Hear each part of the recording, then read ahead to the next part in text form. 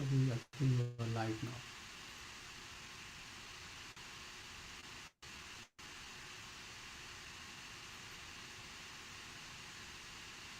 You are live now, Prabhu. You can start the session. Hare Krishna, dear devotees, please accept my humble obeisances. All glories to Srila Prabhupada.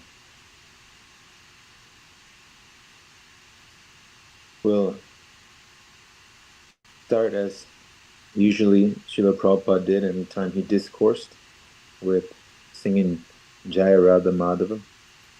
We'll go into the Mangala Charan and we'll recite, if you so wish, chapter 7 together of the Bhagavad Gita, knowledge of the Absolute, in Sanskrit. And then we'll highlight a few verses from the Bhagavad Gita, chapter 7. Jaya Radha Madhava Kunja Bihari Jaya Radha Madhava Kunja Bihari Gopijana Vallabha Girivaradari Gopijanna Vallabha Girivara Dari Yashoda Nandana Braja Janaranjana Yashoda Nandana Braja Janaranjana Yamunatira Vanachari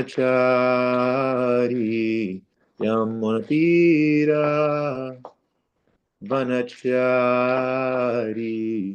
Jayarada Madhava Kunja Bihari Hare Krishna Hare Krishna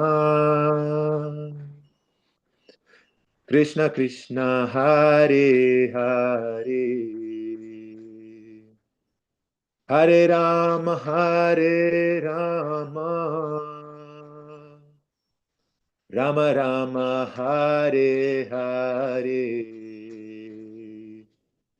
Hare Krishna Hare Krishna Krishna Krishna Hare Hare Hare Rama Hare Rama Rama Rama Hare Hare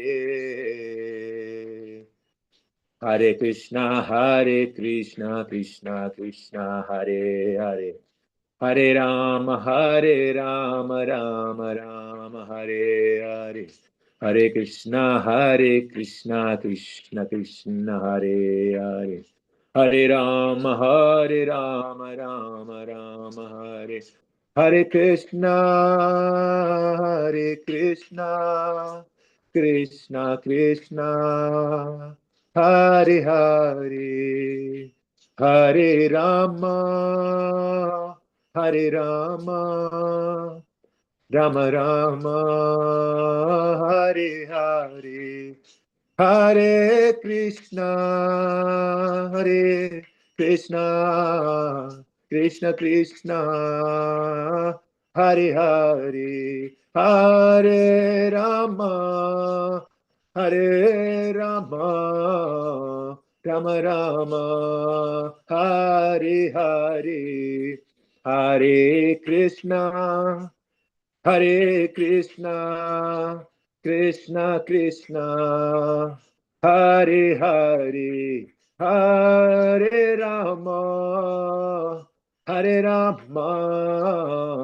Rama Rama Hare Hare Hare Krishna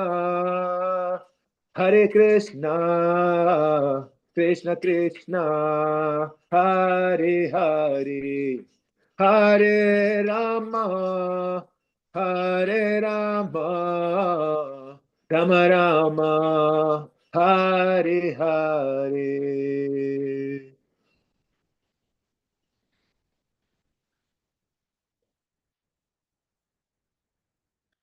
into Mangalacharan now. Invocation prayers to invoke auspiciousness or favorable conditions into the topic of discussion. Om Agyana Timirandasya Gyananjana Shalakaya Chakshurun Militam Yena Tasmei Shri Guruve Namaha. Shri Chaitanya Manobishtam Stapitam Yena Bhutale Swayam Rupa Kadamayam Tadati Swapatandikam Pandeham Shri Guru Shri Yuta Padakamalam Shri Gurum Vaishnavamscha Shri Rupam Sagrajatam Sahagana Raghunatanvitam Tam Sajivam Sarvaitam Savadutam Parijana Sahitam Krishna Chaitanya Devam Shri Radha Krishna Padam Sahagana Lalita Shri Vishakanvitam Scha He Krishna Karuna Sindhu Dina Bando Jagatpate Gopesha Gopika Kanta Radha Kanta Namostute Tapta Kanchana Gaurangi Radhe Vrindavaneshwari Vrishabhanu Sute Devi Pranamami Hari Priye Vancha kalpa tarubhyascha kripa sindhubhya eva cha patitanam pavanebhyo vaishnavebhyo namo namaha. Jai Shri Krishna Chaitanya Prabhu Nityananda Shri Advaita Gadadara Shivasadi Gaura Bhakta Vrinda. Thrice times. Hare Krishna, Krishna Krishna, Hare Hare, Hare Rama, Rama Rama, Hare Hare, Hare Krishna, Krishna Krishna, Hare Hare, Hare Rama, Rama Rama, Hare Hare, Hare Krishna, Krishna Krishna, Hare Hare, Hare Rama, Rama Rama, Hare Hare.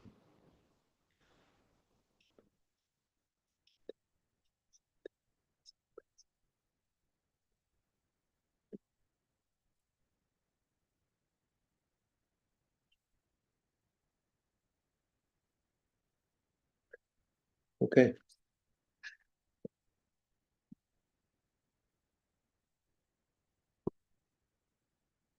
Thank you so much, Shri Madhav Prabhu, for assisting. I'll go into now chapter 7, Knowledge of the Absolute. If anyone is there online, in whichever platform, you're welcome to recite the Sanskrit behind the muted mic.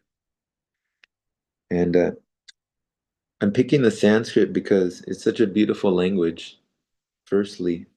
And secondly, there's one neuroscientist by the name of James Hartzell. And he said there are many cognitive benefits actually to the recitation, the hearing, the memorization, the assimilation in general of Sanskrit to one's chosen language.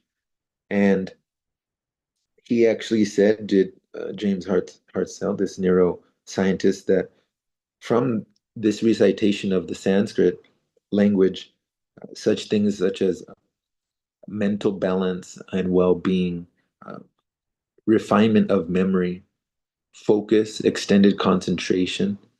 These are a few things that have been shown to benefit one who is involved with Sanskrit, specifically the recitation and hearing of it. In this way, as we those of us that were on Yatra with His Grace Vaisheshika Prabhu, just in February, March, we have one aspect of sadhana here at ISV of Mountain View, California, where we recite CHAT. It's an acronym abbreviation. It stands for chapter a day. And it's actually a way of developing this yoga balam, this spiritual strength, simply by reciting the Bhagavad Gita on a regular basis. Krishna himself states that he's in the 18th chapter says, "Those who study this sacred conversation of ours worships me by his intelligence." And Vaisheshika Prabhu said that we're paying our taxes. So in this way, we're paying our spiritual tax by reciting the holy Bhagavad Gita, a book of universal, non-sectarian spiritual knowledge, of which we'll learn a little bit about today, or refine or deepen our knowledge of. We'll go starting with text 1 and slowly recite the Sanskrit. Sri Bhagavan Uvacha Maya Sakta Mana Partha Yogam Yunjan Madashraya Asam Shayam Samagram Mam Yata Yasya Sitach Trinu. So we recite the Sanskrit continuously, and then we'll go back and highlight some of the verses. Jnanam teham savijnanam idam vaksham asheshataha yagyat vaneha bhuyonyach yadyabhyam avashishyate manushyanam sahasreshu. Text 3. Kashiryatati siddhaye yatatamapi siddhanam kashchin mambeti tatvataha bhumir apo nalo vayur kamano buddhud evacha ahankara idiyame bhina prakritir ashtada apareyamitastvanyam prakritim vidi me param jiva bhutam mahabaho yayedam daryate jagat etad yonini bhutani sarvani upadaraya aham kritsnasya jagata prabhava pralayastata Mata parataram nanyad kinchirasti dhananjaya maya sarvam idam prutam sutremani ghana iva rasoham apsu kaunteya prabhasmi shashi suryayo pranava sarva vedeshu shabdake paurusham nirshu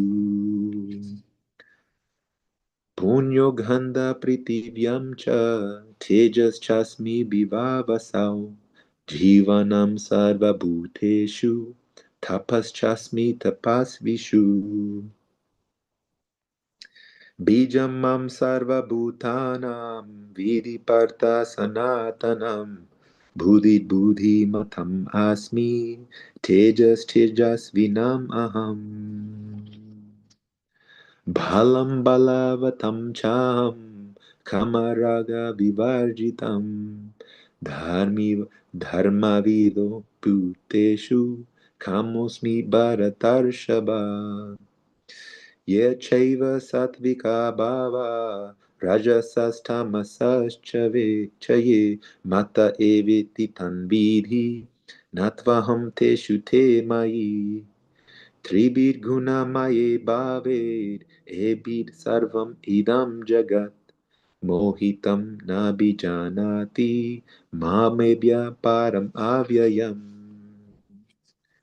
Devi hyesha guna mayi mama maya duratyaya mameva ye prapadyante mayam etam tarantite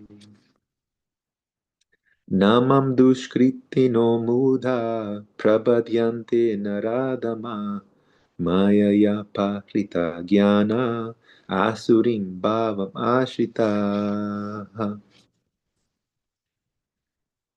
Chaturvidha bhajante mam jhana sukritun arjuna artho jigyasur artharti jnani cha bharatarshaba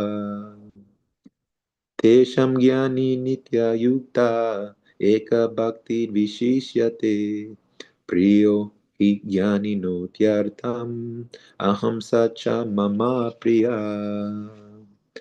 Udara sarva evaite jnani tarvatmeva me matam astika sahi yuktatma maham evanutamam gatim bahunam janmanam ante jnanavamam prapadyate vasudeva sarvam iti samahatma sudulabha Kameste Ritagyan Prabhadyante Nyadevata Tam Tam Niyamastaya Prakritya Niyata Swaya Yo Yo Yam Tanum Bhakta Shradayarchitam Ichati Tasya Tasya Chalam Shadham Tam Eva Vidayam Yaham Sathaya Shradaya Yuktas Tasya Radhanam Ihate Labate cha tata kaman Mayeva Vihitan Hitan Antavatu Palam Tesham Tadbhavatyalpamedasam Devan Deva Yajuyanti Madbhaktya Yanti Mamika Mam Api Avyaktam vyaktimapanam manyante mam abudaya param bhavam ajananto mama vyayam anutamam Naham prakasha sarvasya yogamaya samavrita Budoyam nabhijanati lokomam ajam avyayam Vedaham samatitani vartamanani charjuna bhavishyani chabutani mam tu veda nakashchana ichadvisha samutena dvanva mohena bharata sarvabhutani samoham sargayanti parantapa Yesham tvantagatam papam jananam punyakarmanam te dvanva mohanirmukta bhajante mam dritavrataha jaramarana mokshaya mama shritya yatanti ye te brahma tadvidu kritsnam adhyatmam karma chakilam Sadibhutadi devamam sadhyagyam cha ye vidu prayana kale pichamam te vidu yukta chetasaha. Thank you so much. Feels really nice to recite the words of the Lord. Dear devotees, we'll go into this first text. A few things. Krishna yoga, of this knowledge of the Absolute. In preparation for this class, nothing is actually coming from me directly. Everything Janmadasya Yataha is coming from the Supreme Absolute Truth, namely known as Krishna, and transferred to his various devotees who are sincere and pure and above the tendency to criticize others. And therefore, Suridam Survabhutanam, they're actually the friend of every living entity, the gentle and ruffian alike, because apeshunam, their aversion to fault finding, and therefore they are dear to everyone. As such, I'm simply here to glorify the Lord and his devotees, and hopefully in that process purify my consciousness. One recording of Srila Prabhupada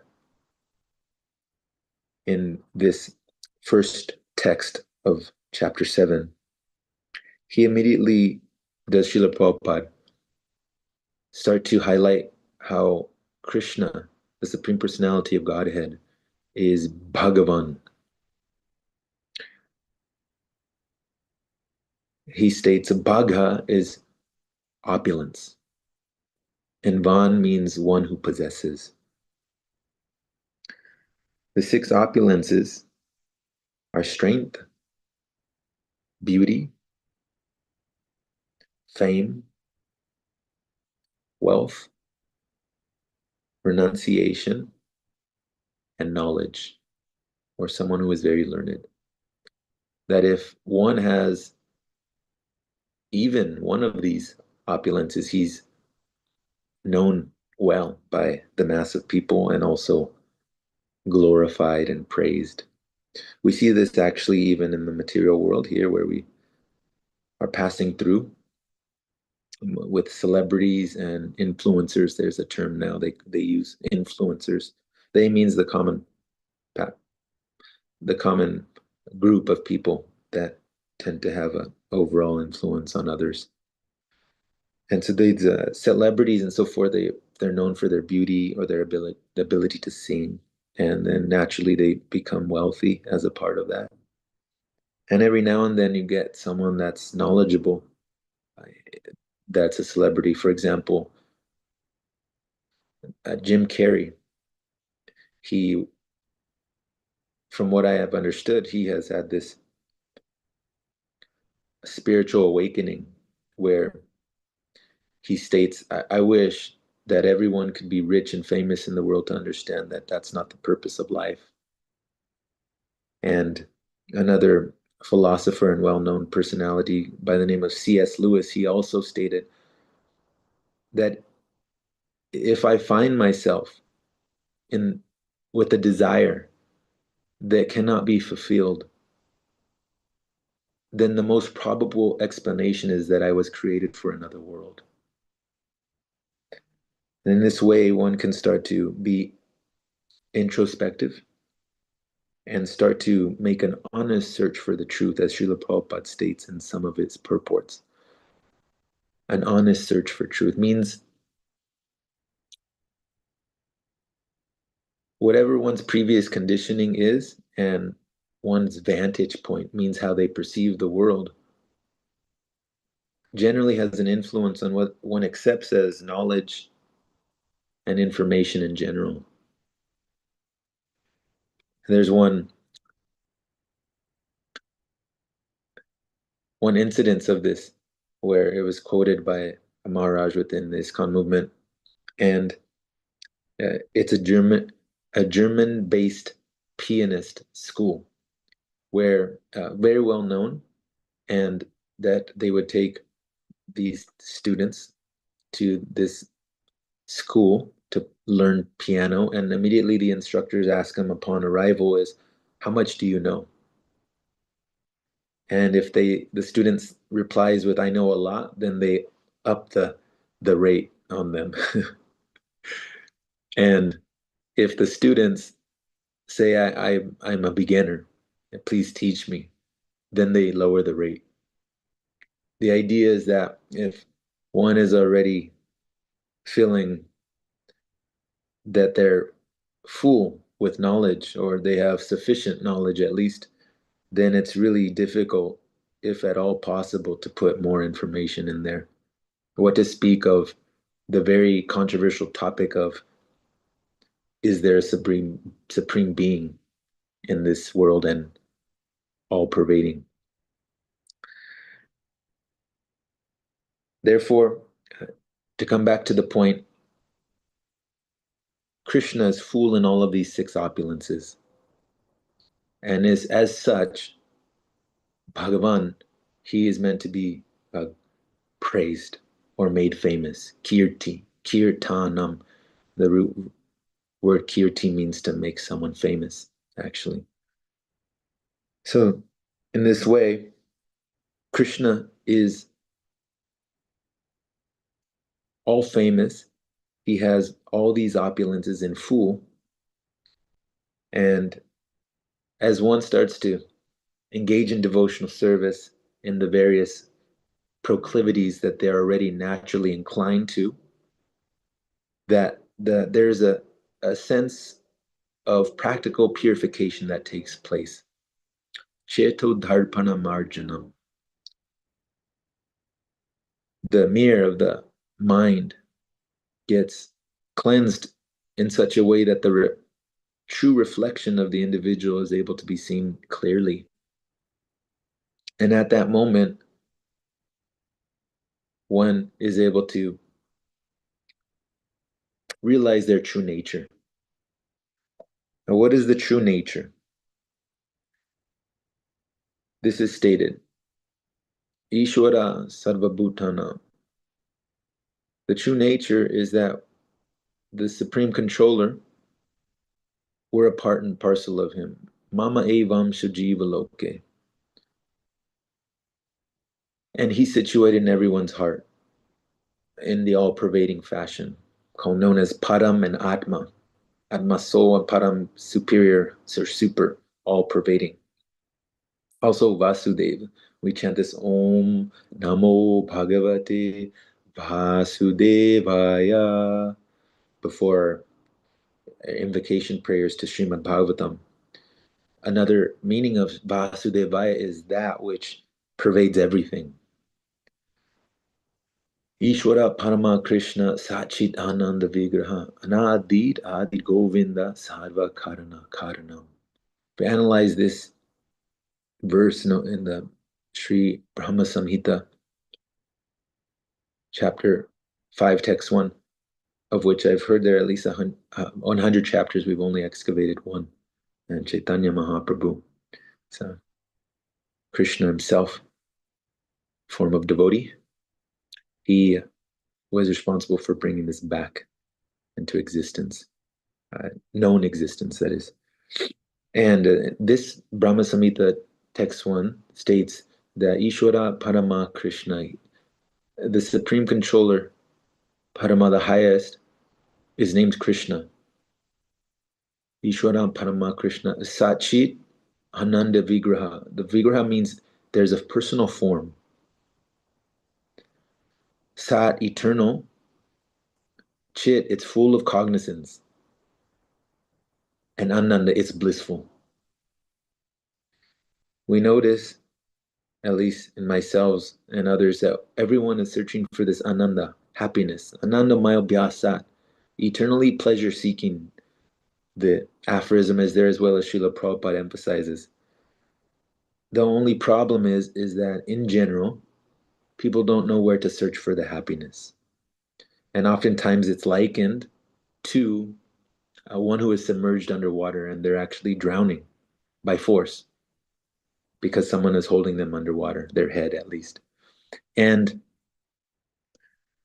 momentarily, one may be lifted out from the water and take a huge gasp of air and feel internally as if this is the best thing ever. There's nothing more than this right now. This is the apex of enjoyment.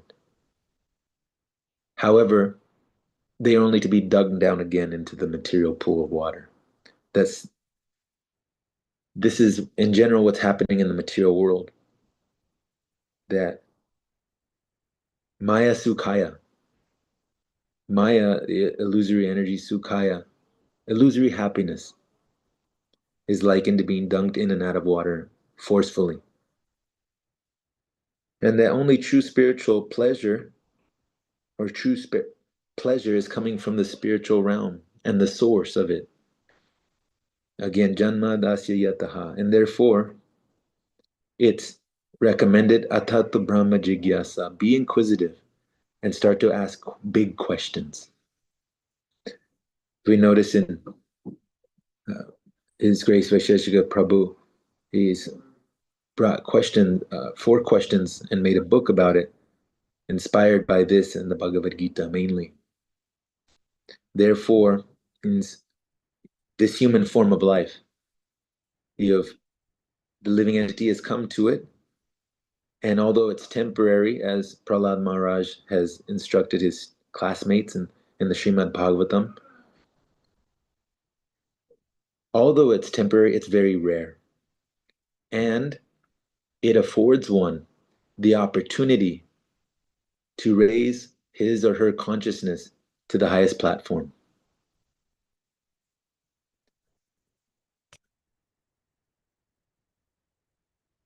Coming back, this Bhagavan, Krishna is stating here in the first text, knowledge of the Absolute. Now hear, Hear, hear, O son of Prita, how by practicing yoga in full consciousness of me, with mind attached to me, you can know me in full, free from doubt. It's quite a lengthy purport, so I'm going to highlight a few of them. A few of them mean sentences. That way we can move along our way in a timely fashion. Purport by His Divine Grace, A.C. Bhaktivedanta Swami Prabhupada, Srila Prabhupada Ki Jai. In this 7th chapter of Bhagavad Gita, the nature of Krishna consciousness is fully described. Krishna is full in all opulences, and how he manifests such opulences is described herein. Also, 4 kinds of fortunate people who become attached to Krishna, and 4 kinds of unfortunate people who never take to Krishna are described in this chapter. In the first 6 chapters of Bhagavad Gita, the living entity has been described as non-material spirit soul capable of elevating himself to self-realization by different types of yogas. Just a quick pause here. In the yogas that are being spoken of here are namely Karma Yoga, which means fruitive action, Jnana Yoga, which means mental speculation, Dhyana Yoga, mystic elevation, or the yogis that meditate on the Paramatma within. And then there's the Bhakti yogis, or the Bhaktas, the devotees. And what Srila Prabhupada is here mentioning is self-realization by different types of yogas. At the end of the 6th chapter, it has been clearly stated that the steady concentration of the mind upon Krishna, or in other words, Krishna consciousness, is the highest form of all yoga. Krishna states this very clearly in several verses of the Bhagavad Gita. Man mana, your mind, mana, be fixed. Man mana bhavamad bhakto. Naturally, one becomes devoted to that which they fix their mind upon. That's an organic, psychological movement. Dhyayato vishayan pumsan. The person first contemplates, and from the contemplation, attachment, asakta. We'll go into that more later. By concentrating one's mind upon Krishna, one is able to know the absolute truth completely, but not otherwise. Impersonal Brahmajyoti, or localized Paramatma, realization, is not perfect knowledge of the absolute truth, because it is partial. Here, Prabhupada often gives the example in his recorded lectures of these 3 phases of realization of the absolute truth as Brahman, Paramatma, and Bhagavan. Impersonal, all-pervading, and personal realizations of Krishna. A mountain. When one is situated far away from the mountain, it's mostly a blur. Not much detail is there. Perhaps one may be able to tell the predominating color of the mountain and its overall shape. That's mainly it. then that's compared to Brahmin realization. Very generalized. No intimate detail is there. Paramatma realization is likened to taking half the distance from where was and where the mountain is situated. So we say halfway from the previous position. Now one can now start to see more detail, slightly more colors, perhaps a little bit uh, on the shrubs and trees, etc., and might even see some movement from within the mountain or on the mountain. This is known as Paramatma realization, or the all-pervading aspect of Krishna.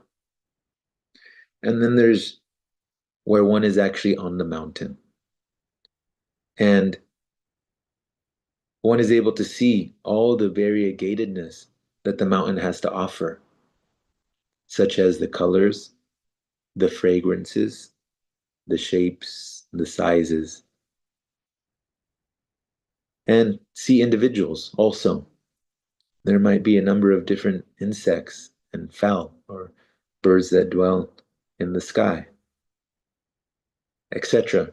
And this is likened to Bhagavan realization. As mentioned earlier, the person full of six opulences. Person. In this way, Prabhupada is alluding to this. We'll continue with this purport.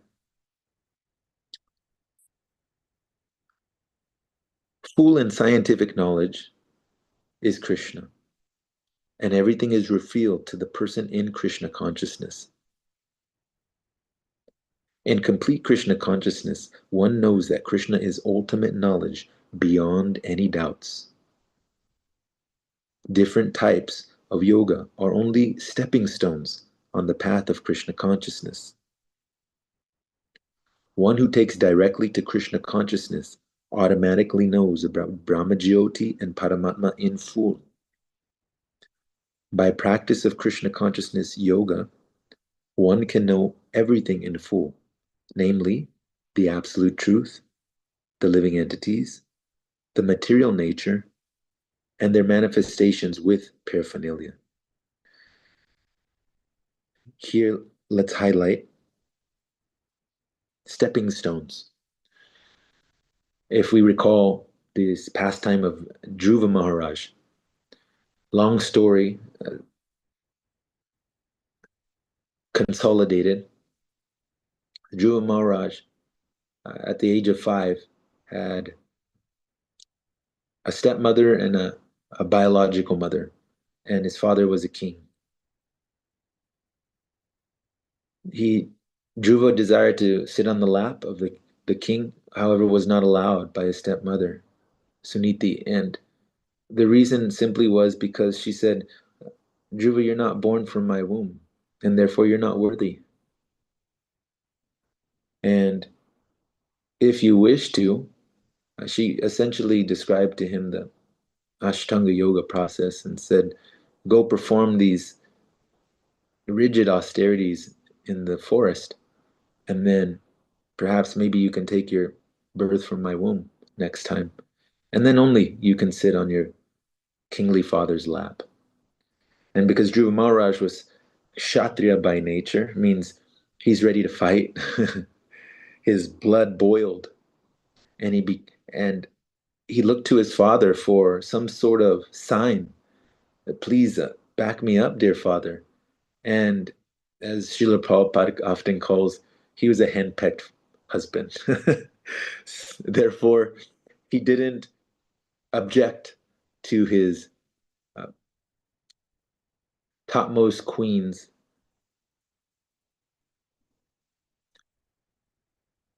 desire.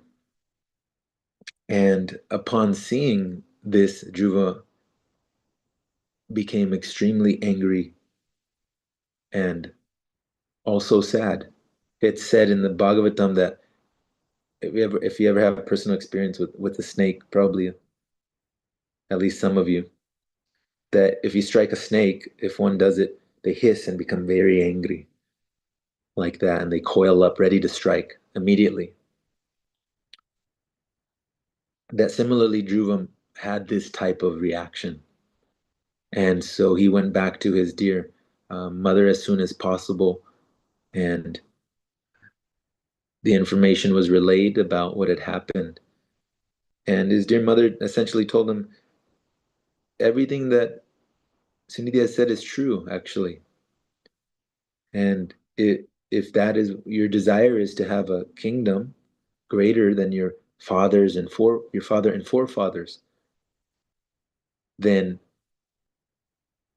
follow the instructions given.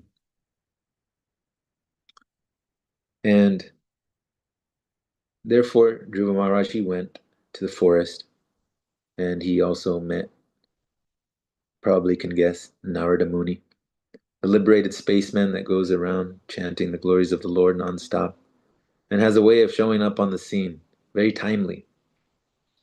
And he's also Trikalagya, is Narada Muni. Nara means Narayana, and Da, one who gives. He's a Narada Muni, one who gives Narayana. He could understand Dhruva's precarious situation, and he told Dhruva, did Narada, here's the process, exactly what you should be doing to specifically fulfill your desire. And this is found in the Bhagavatam. Within 6 months of intense austerity and just being disciplined and dedicated, Dhruva Maharaj attained the audience of, of Vishnu, Narayana. And how did he attain that audience? Is because when after his 6 months and surviving on air, choking up the universal breathing process, the demigods are a little freaked out. And therefore they pleaded, please, someone help. We're not sure what's going on here. And of course, Krishna knew and essentially said, oh, that's my dear devotee Dhruva Maharaj. He's shaking up everything because of his intense dedication to his austerities. I'll go pacify him. You don't worry. And therefore, Narayana, he came. And as he was approaching Dhruva, he Dhruva Maharaj's meditation upon the Super Soul Paramatma Ashtanga Yoga broke. And therefore, he was disturbed in mind, Dhruva. And he thought to himself, where is that personality gone? And upon opening his eyelids, Dhruva Maharaj, he saw the Supreme Personality there right in front of him. And it said in the Bhagavatam there that because he was 5 years old, so young, materially speaking, he was choked up. He immediately wanted to offer glorification in prayer. However, he couldn't think of anything because his maturity yet was not there. And Narayana, knowing this, he simply touched very lovingly his conch shell to Dhruva Maharaj's head and became fully enlightened in that moment. And there's a series of verses that is glorifying Narayana or Krishna from Dhruva Maharaj. You can find that in fourth canto. Anyways, coming back to the main point is that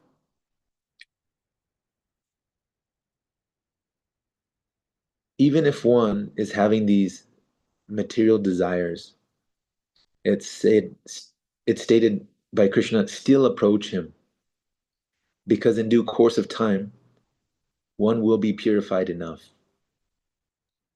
to eventually only have this ekena manasa, this one-pointed attention or focus on the Supreme Personality of Godhead. It's simply a matter of time. And that's mentioned in this chapter, which hopefully we'll get to. Let's come back to this purport now. One should therefore begin yoga practice as directed in the last verse of the 6th chapter. And now, what is that verse? Here it is stated, and of all yogis, the one with great faith, this is 6.47 for anyone keeping record, 6.47. The one with great faith, who always abides in me, thinks of me within himself, and renders transcendental loving service to me. He is the most intimately united with me in yoga and is the highest of all. That is my opinion.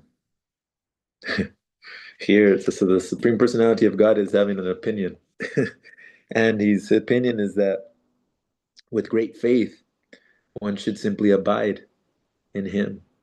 Now, we understand from the wisdom literatures, adhau shadha, that if one is making an honest search for truth, a prerequisite is required of a mustard seed of faith.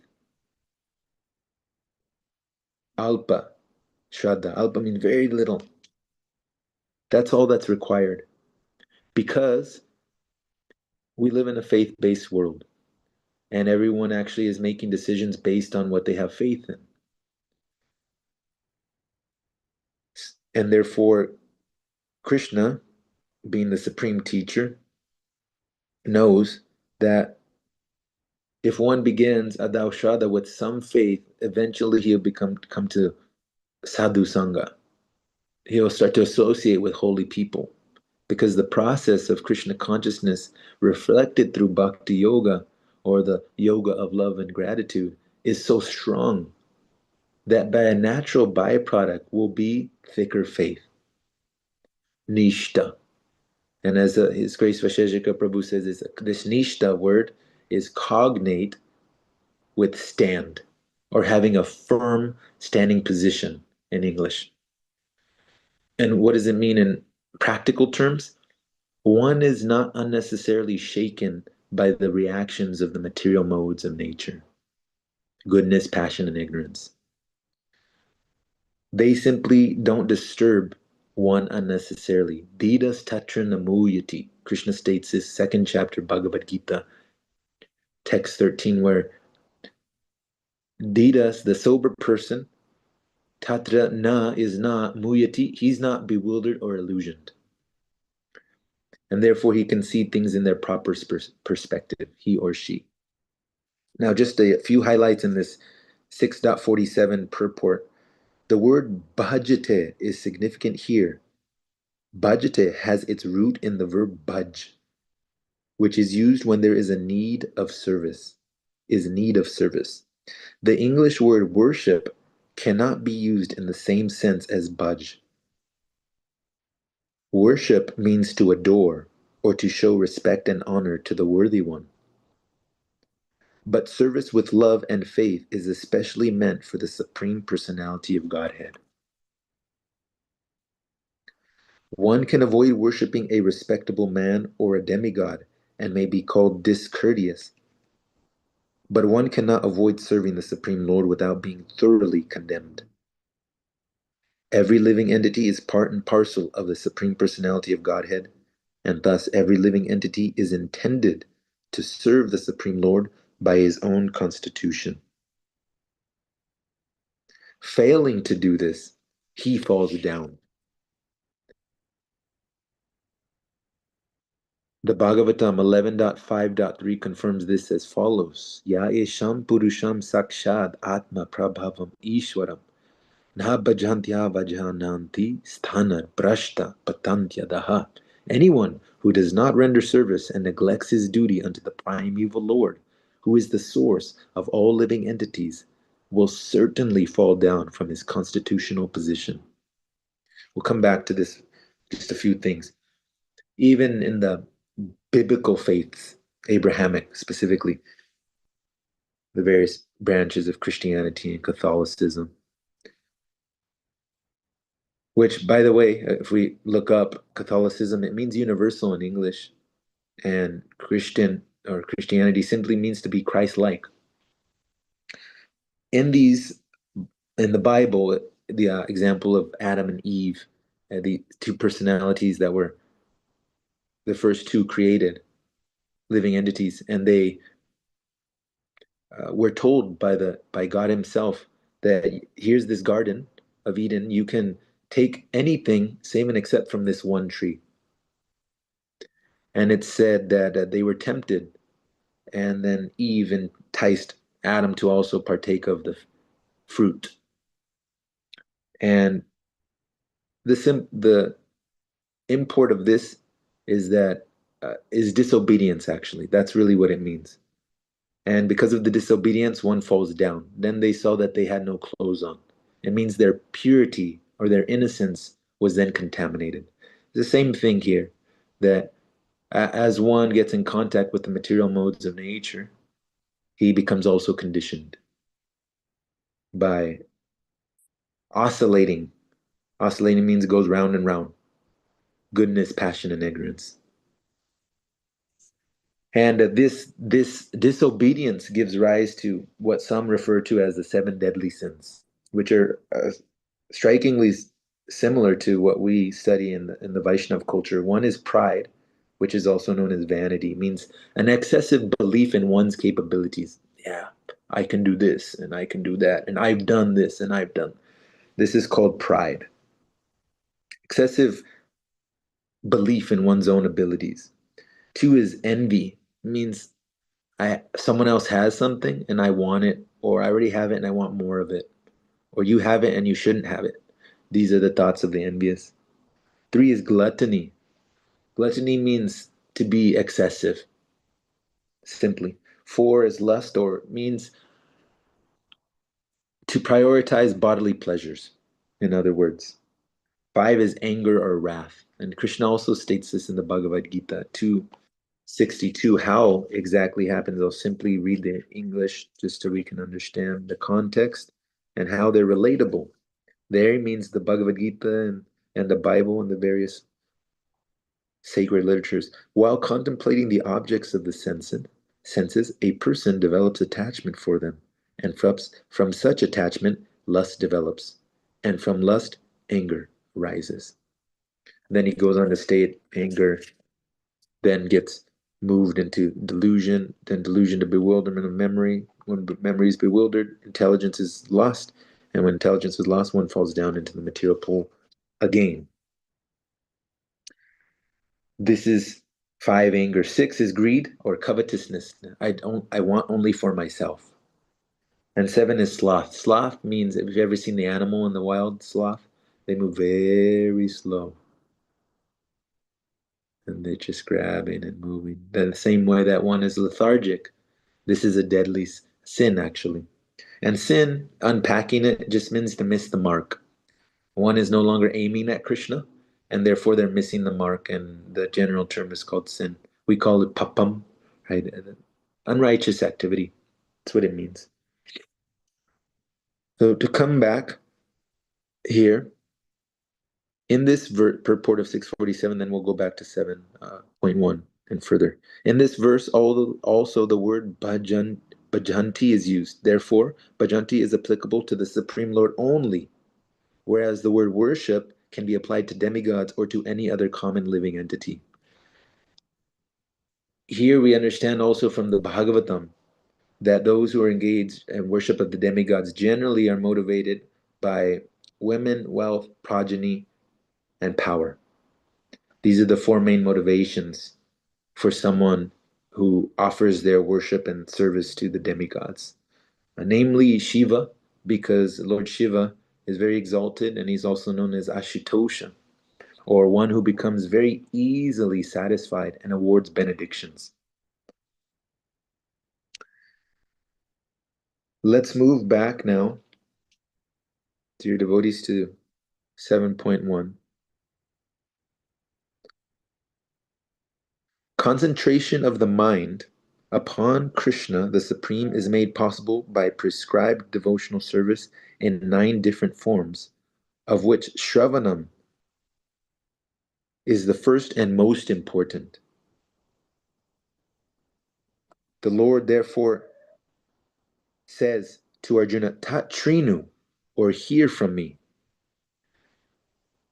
No one can be a greater authority than Krishna, and therefore, by hearing from him, one receives the greatest opportunity to become a perfectly Krishna conscious person. One has therefore to learn from Krishna directly or from a pure devotee of Krishna, and not from a non devotee upstart, puffed up with academic education. A few things to highlight here, as mentioned by some of my mentors, is one's receptivity is a direct reflection of one's appreciation capacity. And that was mentioned directly by Srila Prabhupada in a purport of Srimad Bhagavatam, that if one is able to appreciate, then one is grateful and one opens the realm of transcendental knowledge. Because it's a sentiment. I feel appreciative. I feel gratefulness. And the Nityo Nityanam Chetanas Chetananam Eko Bahunam Yovidadi Kaman, that the Supreme Absolute Truth, Nityo Nityanam, the eternal of all eternals, is the chief, Chetanas Chetananam, of the conscious living entities, he is the supremely conscious one. And conscious means sentient, means one feels. And therefore, Krishna recognizes when one is sincerely appreciating. And as one's capacity to appreciate grows or expands, in a correlation to that degree, they're also able to receive by tatrinu, here. And before all of the technology that we have nowadays, it was not so easy in terms of formalizing all the knowledge and putting it into a book where it could be mass produced. It was very difficult before. And it was AURAL, oral reception, where one would listen. Upani and Shad. Shad means to sit, Upani means close, nearby. That the student would sit close to his teacher and listen. And this would be the transfer of knowledge. Coming back to this, I highlight now this puffed up with academic education. One of my services is book distribution.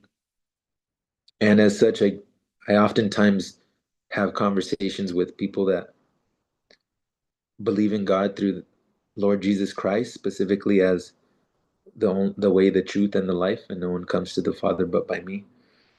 And they often use this verse.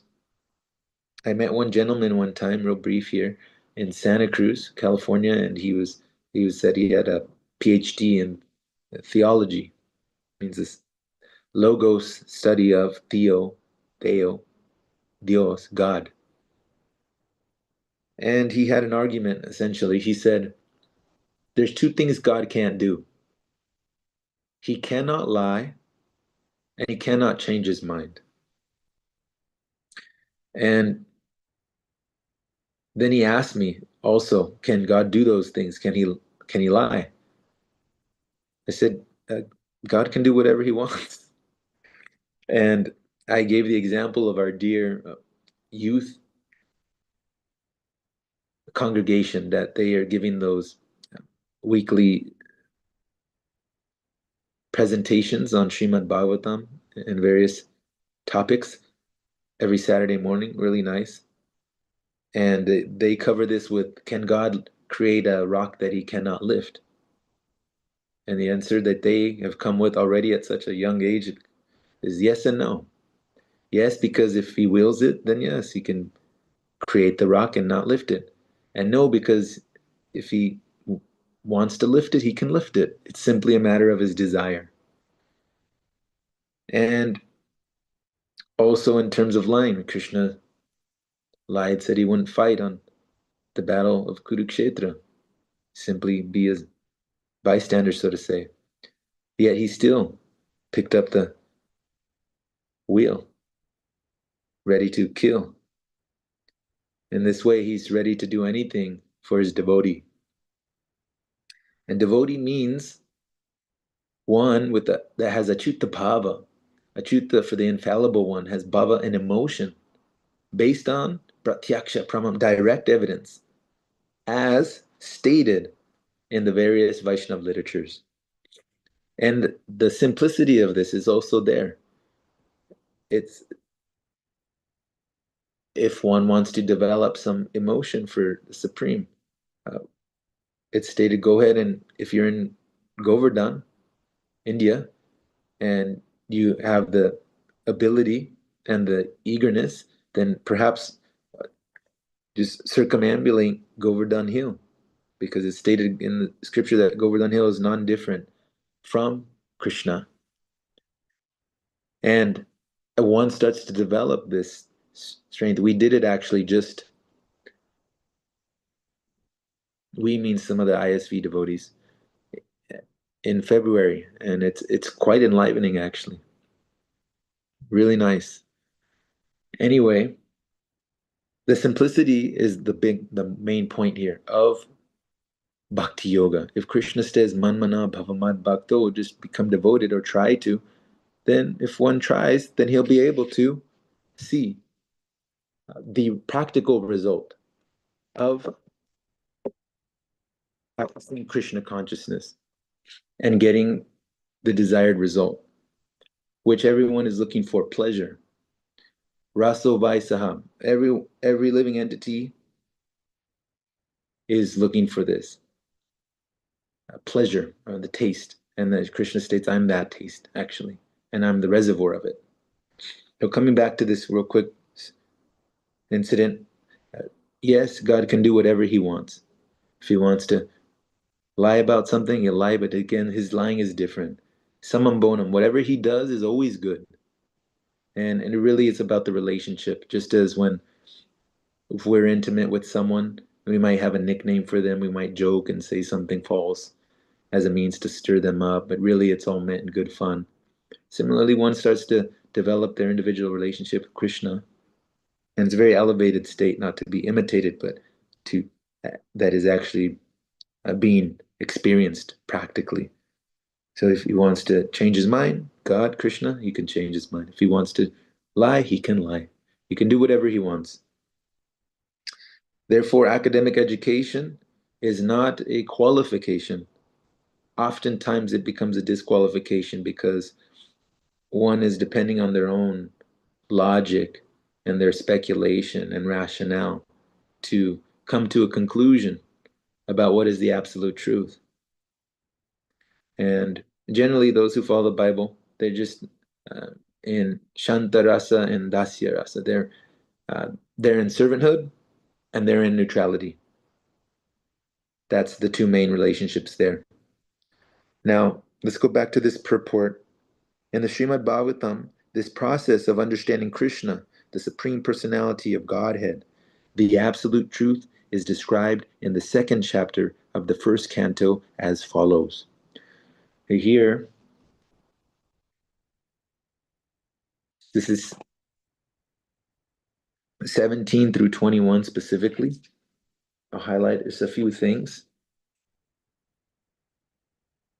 17, Sri Krishna, the personality of Godhead, who is the Paramatma, super soul in everyone's heart and the benefactor of the truthful devotee, cleanses desire for material enjoyment from the heart of the devotee who has developed the urge, again, to hear his messages, which are in themselves virtuous when properly heard and chanted. In the purport, the same exact purport of this 7.1 Bhagavad Gita, it's quoted by Srila Prabhupada, to hear about Krishna from Vedic literatures or to hear from him directly through the Bhagavad Gita is itself righteous activity. And for one who hears about Krishna, Lord Krishna, who is dwelling in everyone's heart, acts as a best wishing friend and purifies the devotee who constantly engages in hearing of him. In this way, a devotee naturally develops his dormant transcendental knowledge. As he hears more about Krishna from the Bhagavatam and from the devotees, he becomes fixed in the devotional service of the Lord. By development of devotional service, one becomes freed from the modes of passion and ignorance, and thus material lusts and avarice are diminished. This word avarice, just to bring it into a definition, 1300, noun, inordinate desire of gaining and possessing wealth. It's coming from Latin avaritia, which in Sanskrit's also there, avasa, refreshment. Which means that to have this desire of gaining whatever it is, one is thinking in their mind, I'm going to be refreshed by this. This is avarice. Coming back, avarice is diminished. When these impurities are wiped away, the candidate remains steady in his position of pure goodness, becomes enlivened by devotional service, and understands the science of God perfectly. Thus, Bhakti Yoga severs the hard knot of material affection and enables one to come at once to the stage of asamshayam samagram, understanding of the supreme absolute truth, personality of Godhead.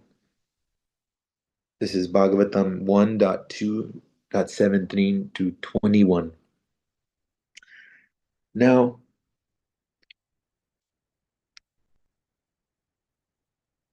becomes enlivened. Krishna also states this, Brahma Bhuta Prasanatma Nashauchati Nakangshasi Samasarveshu Bhuteshu Mahad Bhaktim Labate Param. That one who is actually on the platform of Brahma Bhuta, the platform of Brahman, which is spiritual consciousness. Nashochati Nakangshati. In their personality, their character, there is no hankering or lamentation. As Srila Prabhupada would often state, the average person is hankering after what they don't have, and then once they have it and lose it, lamenting after what they have lost. And in this way, pass on one's life. However, the devotee does not become a victim to hankering and lamentation, and therefore, by natural byproduct, shanti, he's peaceful. One is peaceful. And it also states in the Bhagavad Gita that how can one be happy if one does not have peace? Therefore, peace as a prerequisite to happiness. Continuing, therefore, only by hearing from Krishna or from his devotee in Krishna consciousness can one understand the science of Krishna. Now, this is also stated in the Bhagavatam, which I'll read.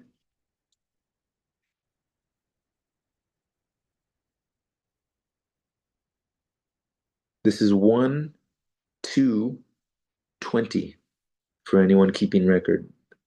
SB 1.2.20, wherein it states, Evam prasana manaso bhagavat bhakti yogataha bhagavat tattva vijnanam mukta sangasya jayate. Translation, thus established in the mode of unalloyed goodness, the man whose mind has been enlivened by contact with devotional service to the Lord gains positive, scientific knowledge of the personality of Godhead in the stage of liberation from all material association. A few things I'll highlight and then we'll leave. I don't see anyone else online other than them, dear Ashray Madhav Prabhu. And therefore, simply go through to the time end. In the Bhagavad Gita 7.3, it is said that out of many thousands of ordinary men, one fortunate man endeavors for perfection in this life. Mostly men are conducted by the modes of passion and ignorance, and thus they are engaged always in lust, desire, hankerings, ignorance, and sleep. Out of many such man-like animals, there is actually a man who knows the responsibility of human life and thus tries to make life perfect by following the prescribed duties. And out of many thousands of such persons who have thus attained success in human life, one may know scientifically about the personality of Godhead Sri Krishna. In the same Bhagavad Gita, 18.55, it is also said that scientific knowledge of Sri Krishna is understood only by the process of devotional service, bhakti yoga. The very same thing is confirmed herein in the above words. No ordinary man, or even one who has attained success in human life, can scientifically or perfectly the personality of Godhead, can know scientifically or perfectly the personality of Godhead. Perfection of human life is attained when one can understand that he is not the product of matter, but is in fact spirit. And as soon as one understands that he has nothing to do with matter, he at once seizes his material hankerings and becomes enlivened as a spiritual being. Here's a verse that supports this in the Chaitanya Charitamrita, Madhya Lila 20.108 through 109. CC Madhya 20.108, 109. Translation: It is the living entity's constitutional position to be an eternal servant of Krishna because he is the marginal energy of Krishna and a manifestation simultaneously one with and different from the Lord, like a molecular particle of sunshine or fire. Krishna has three varieties of energy. These three varieties of energy, the technical terms at least, antaranga, bahiranga, and tatastha. Antaranga means outside or external, and bahir, anga, means to be on the inside. Tatastha means to be in the middle. That we, living entities in general, the jivas, that we're tatastha, because our spiritual nature, however, have the tendency to be overpowered by the material energy, and thus engage in unrighteous activities and not experience one's true blissful condition in a loving relationship with Krishna. And the example that was given by His Grace Vaisheshika Prabhu is that we're open to suggestion. And I see this often also when out in books, especially when we go for these festivals, because you could tell they're looking for fun. That people, they want to have some pleasurable experience, and they think it's going to be in this either a past experience. I went to this festival last year; it was very fun. Do it again, or someone tells me about it, and it sounds like fun, and therefore I'll choose to go there, see what happens. This oftentimes is the case. Now again, Anandamaya Abhyasa, we're eternally seeking the pleasure, and one will do just about anything to do it, to get it. The only difference is that material desires or one's expected pleasure from endeavoring for that which is material is unattainable. And this was also given by Prahlad Maharaj. Punas punas charvita charvananam. He says very clearly there, punas, again and again, charvita, chewing, charvita charvananam, that which has already been chewed. That in general, the average person is doing this. And the example that was given is the gum that perhaps in maybe not in India, but it's at least in America, need you have some in the elementary part of school means grades 1 through 6 might have a gum chew, and it's not allowed to typically. So the individual might put the gum underneath the desk and leave it there, and then come back after some time, and then again get the same gum, and then think that there's going to be the same moistness and flavor. Yet it becomes very hard and tasteless, actually. The idea is that to get over that, Krishna says, simply surrender unto him. And by this surrender, one crosses over all the obstacles of conditioned life by his grace. This is stated directly by the Supreme Personality of Godhead himself. Maya Saktamana by attaching the mind to Krishna, one is able to develop a certain emotion for him. Now, I'll close with, and then I'll provide a short synopsis or summary.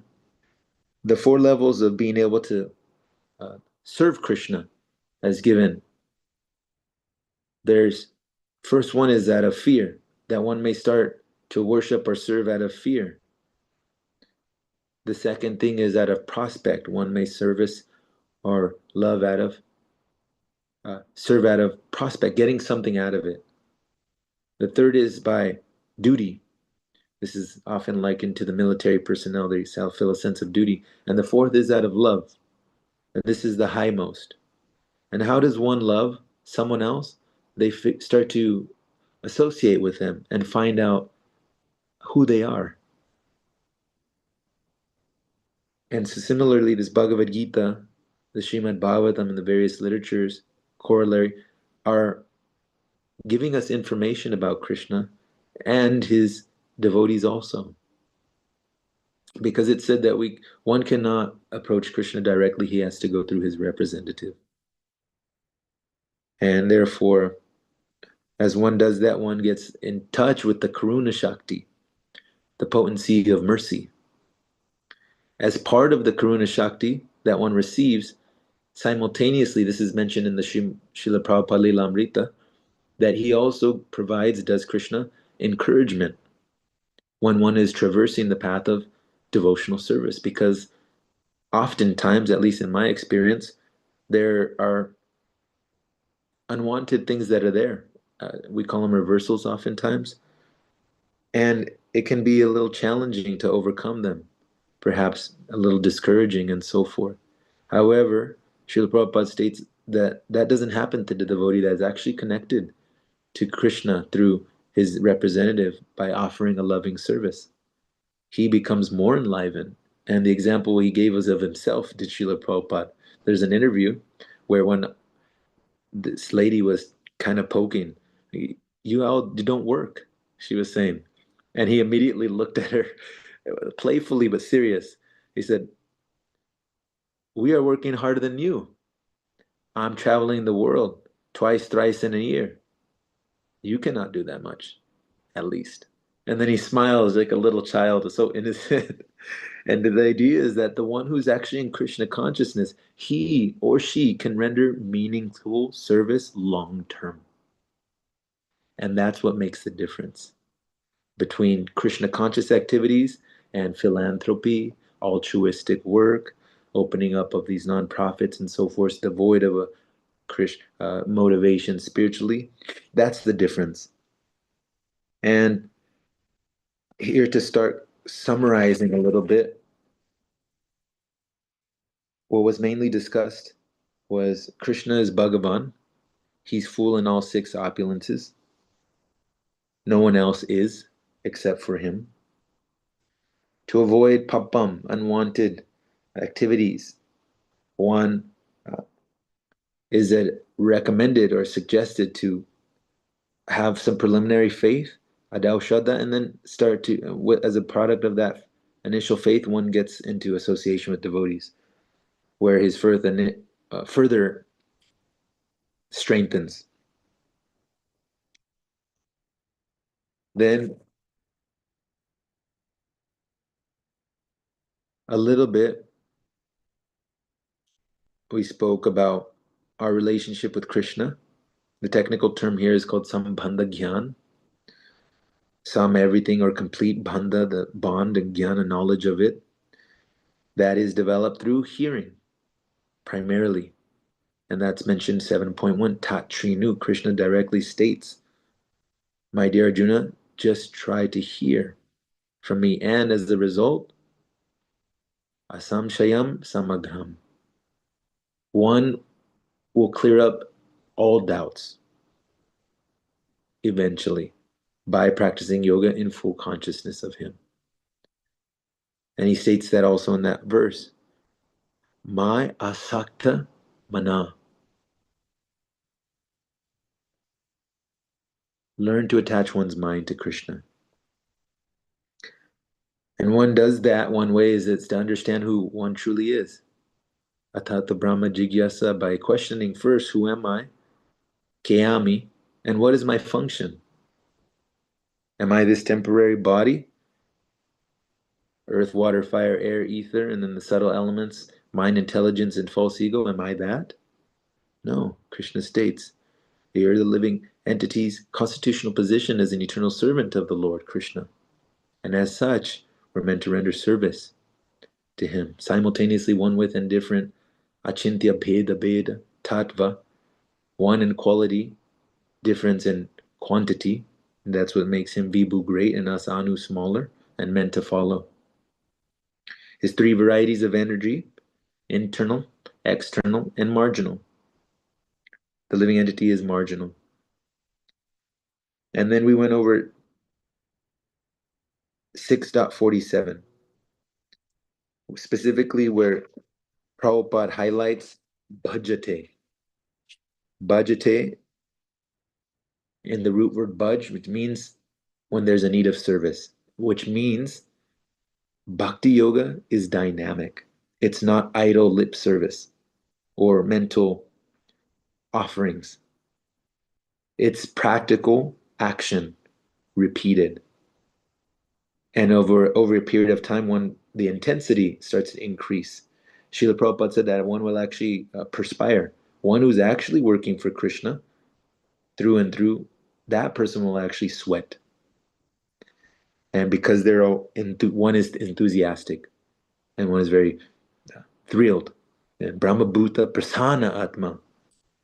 They become enthusiastic and as a result, Dharmatma righteous. They become a righteous soul. With that said, dear devotee, we're coming up on the time period.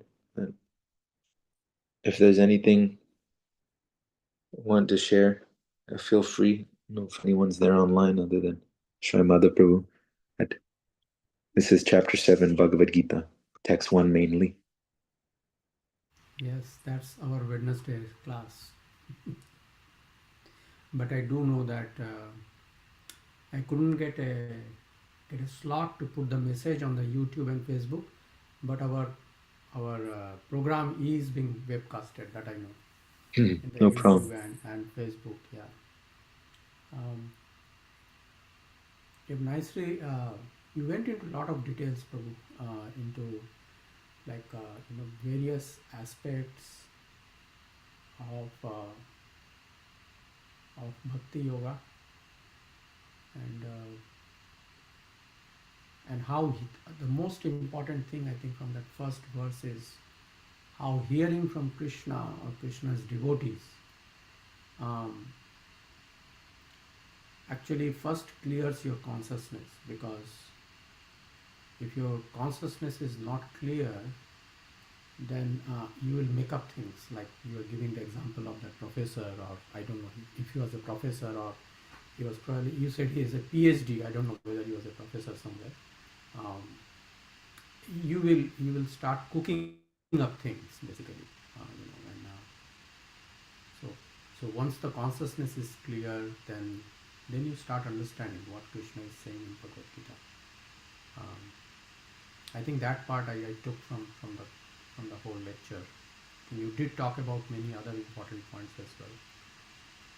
That one is and that is one of the reason I'm attracted to this Wednesday's class, because we have some glorious speakers like you who bring up the points, from Bhagavad Gita, from what Srila Prabhupada said, right? What our Vaisesika Maharaj, our Guru Maharaj, he says, and many other disciples of Srila Prabhupada, right?